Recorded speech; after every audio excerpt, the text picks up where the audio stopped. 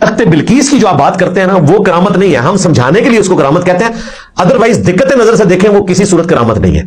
आसिफ बिन बरखिया एक उनका दरबारी था, अब ये तफसील नहीं आई कि वो नबी था या कोई फरिश्ता था या कोई जिन था, बहरहाल जो भी था, उसके जरिए अल्लाह ताला ने ये करामत का मामला किया बकौल आपके। हमारे नजदीक तो उसने दावा किया, और करामत जो है वो दावे के साथ नहीं होती। उसने दावा किया कि मैं पलक झपकने से पहले तख्ते बिल्कीस को आपके सामने ले आऊंगा। ये करामत नहीं है, हम समझाने के लिए कहते हैं, ये दावा था। आप कहते हैं कि जी तख्ते बिल्कीस आ गया था तो हमारे बुजुर्ग भी ला सकते हैं, तो लाओ भाई, इंजीनियर ने रोका हुआ है। मैं भी दावा कर सकता हूं कि हमने जो ये अपना तख्त है ये पलक झपकने से पहले फलां जगह से मंगवा लिया है। अब जरा गौर कीजिएगा और इसको समझने की कोशिश कीजिएगा। जिस तर्जमे को आपने बड़ा सराहा है और बड़ा ही पसंदीदा करार दिया है और बड़ा ही अच्छा करार दिया है, उन्होंने ये बात लिखी है कि ये महज दावा नहीं था बल्कि करामत थी, और अल्लाह ने उसे ये कुदरत दी थी कि वो पलक झपकने से पहले पहले तख्त ले आए। बिस्मिल्लाहिर्रहमानिर्रहीम। मौजूद नाज़रीन किराम, आपने ये वीडियो मुलाज़ा फरमाई। झूठ बोलने में, दजल और फ़रेबकारी से काम लेने में मिर्ज़ा जेलमी का एक अपना लेवल है। ये अल्लाह के वलियों के बुग़्ज़ में इस कदर आगे निकल चुका है कि अब कुरान मजीद फ़ुरक़ान हमीद के सरी अहकामात उनका भी इनकार कर रहा है। कुरान मजीद फ़ुरक़ान हमीद के अंदर अल्लाह तबारक व तआला ने तख्ते बिल्कीस का ज़िक्र फरमाया है, जिसको कुरान मजीद फ़ुरक़ान हमीद ने करामत के तौर पे ज़िक्र फरमाया है। और मुफस्सिरीन ने बड़ी वजाहत के साथ ये बात लिखी है कि वो करामत हज़रत आसिफ बिन बरखिया रदियल्लाहु ताला अन्हो की थी, जो हज़रत सुलेमान अलैहिस्सलाम आपके सहाबी हैं। मिर्ज़ा जेलमी का ये दावा है कि वो करामत नहीं थी बल्कि महज दावा था, यानी करामत का सुदूर नहीं हुआ, महज उन्होंने एक दावा किया था जिसको कुरान ने ज़िक्र कर दिया। अब ये इतना बड़ा झूठ है, इतना बड़ा ब्लंडर है जो मिर्ज़ा जेलमी ने मारा है, और इसके जो स्टूडेंट्स हैं वो फुदक रहे हैं कि हमारे मिर्ज़ा साहब ने कुरान मजीद फ़ुरक़ान हमीद से ये साबित कर दिया है कि आसिफ बिन बरखिया वाला जो वाक़या बयान किया जाता है और कुरान मजीद फ़ुरक़ान हमीद से कोट किया जाता है, वो महज एक दावा था, करामत नहीं थी। अब ये मिर्ज़ा जेलमी का इतना बड़ा झूठ है, कोई आम बंदा भी कुरान मजीद फ़ुरक़ान हमीद के इस मकाम को, जहाँ इस वाक़े को अल्लाह तबारक व तआला ने ज़िक्र फरमाया है, खुद पढ़ ले, सिर्फ तर्जुमे के साथ, तफसीर की तरफ भी ना जाए, तो उसे समझ आ जाएगी कि अल्लाह तबारक व तआला ने इस मकाम पे करामत का जिक्र फरमाया है। महज दावा नहीं है, करामत का जिक्र है। आगे जो आयात हैं उनके अंदर बिल्कुल ये बड़ी सराहत के साथ और बड़ी वजाहत के साथ ये बात समझ आ जाती है।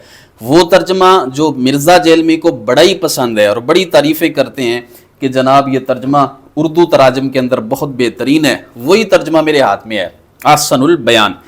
अब इसमें अहसनुल बयान वाले वो क्या कहते हैं, अब ज़रा गौर कीजिएगा और इसको समझने की कोशिश कीजिएगा, और फिर आपको पता चलेगा कि मिर्ज़ा जेलमी इस दुनिया में कितना बड़ा कज़्ज़ाब और कितना बड़ा झूठा है, जो कुरान मजीद फ़ुरक़ान हमीद के वाज़े अहकामात का इनकार कर रहा है और लोगों को गुमराह कर रहा है। याद रखें, सूरह नमल की आयत नंबर 40 है। मैं आप हज़रात के सामने उस आय मुक़द्दिसा को रखना चाहता हूँ, और फिर जो इन्होंने तर्जमा किया है वही तर्जमा रखना चाहता हूँ, और फिर इन्होंने जो मुख्तसर सी तफसीर की है, जो हाशिया इन्होंने लिखा है, वो भी आपकी खिदमत में पेश करूँगा कि इस आय मुक़द्दिसा से इन्होंने क्या समझा है, वो आपकी खिदमत में पेश करूँगा।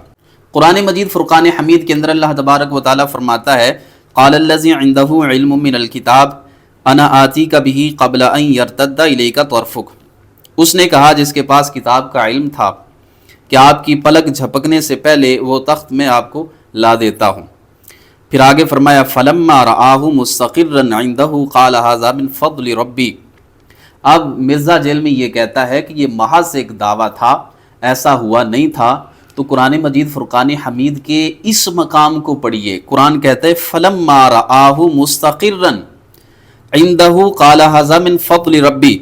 फिर जब सुलेमान अलैहिस्सलाम ने वो तख्त अपने पास रखा हुआ देखा, यानी महज दावा नहीं था बल्कि अल्लाह के वली की करामत थी। जिस तरह उन्होंने दावा किया था कि तख्त में पलक झपकने से पहले ले आऊँगा, उसी तरह उन्होंने अल्लाह के हुक्म से करके दिखाया। कुरान ये कहता है, आप किस तरह इनकार कर रहे हो?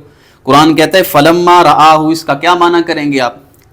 پس جب حضرت سلیمان علیہ السلام نے اپنے پاس تخت کو رکھا ہوا دیکھا، یہ ترجمہ جو سب سے بہترین آپ کو لگتا ہے احسن البیان والوں نے کیا ہے، تو آپ نے یہ کہا قال ھذا من فضل ربی، فرمایا کہ یہ میرے رب کا فضل ہے تاکہ وہ مجھے آزمائے کیا میں شکر کرتا ہوں یا ناشکری، اور جو کوئی شکر کرے تو بس وہ اپنے لیے ہی شکر کرتا ہے۔ اب اس آیے مقدسہ کے تحت احسن البیان والوں نے کیا بات لکھی ہے، اس آیے مقدسہ سے کیا بات سمجھی ہے، جو بات آپ بیان کر رہے ہیں کیا انہوں نے بھی یہی بات بیان کی ہے یا ان کا نقطہ نظر کچھ اور ہے، یہ ملاحظہ کیجئے۔ وہ کہتے ہیں کہ یہاں قرآن کریم کے الفاظ سے جو معلوم ہوتا ہے وہ اتنا ہی ہے کہ وہ کوئی انسان ہی تھا جس کے پاس کتاب الہی کا علم تھا، اللہ تعالیٰ نے کرامت کے طور پر اسے یہ قدرت دے دی، کرامت کے طور پہ اسے قدرت دے دی۔ لکھنے والے کون ہیں؟ احسن البیان والے۔ اللہ نے کرامت کے طور پہ اسے یہ قدرت دے دی کہ پلک جھپکنے میں وہ تخت لے آیا۔ محض دعویٰ نہیں مرزا صاحب، یہ محض دعویٰ نہیں تھا بلکہ ایک کرامت تھی جس کا ذکر اللہ تبارک و تعالیٰ نے قرآن میں فرمایا ہے، آپ اس کا انکار کر رہے ہیں۔ ہم آپ کو دعوت فکر پیش کرتے ہیں، یہ آپ کے اپنے محسن اور مربی ہیں اور آپ کے ہی پسندیدہ ہیں، جس ترجمے کو آپ نے بڑا سراہا ہے اور بڑا ہی پسندیدہ قرار دیا ہے اور بڑا ہی اچھا قرار دیا ہے، انہوں نے یہ بات لکھی ہے کہ یہ محض دعویٰ نہیں تھا بلکہ کرامت تھی، اور اللہ نے اسے یہ قدرت دی تھی کہ وہ پلک جھپکنے سے پہلے تخت لے آئے۔ تو تخت لے کر آئے، اس کا ذکر اللہ تبارک و تعالیٰ نے قرآن مجید فرقان حمید کے واضح الفاظ میں فرمایا، آپ اس کا انکار کر رہے ہو، آپ کہتے ہو یہ محض ایک دعویٰ ہے، اور دعویٰ ہم بھی کر سکتے ہیں، تو محض دعویٰ نہیں، جس طرح آپ دعوے کرتے ہیں اس طرح حضرت آصف بن برخیہ نے دعویٰ نہیں کیا، بلکہ جو دعویٰ کیا تھا وہ کر کے بھی دکھایا ہے۔ اللہ تبارک و تعالیٰ حقائق سمجھ کے عمل پیرا ہونے کی توفیق عطا فرمائے۔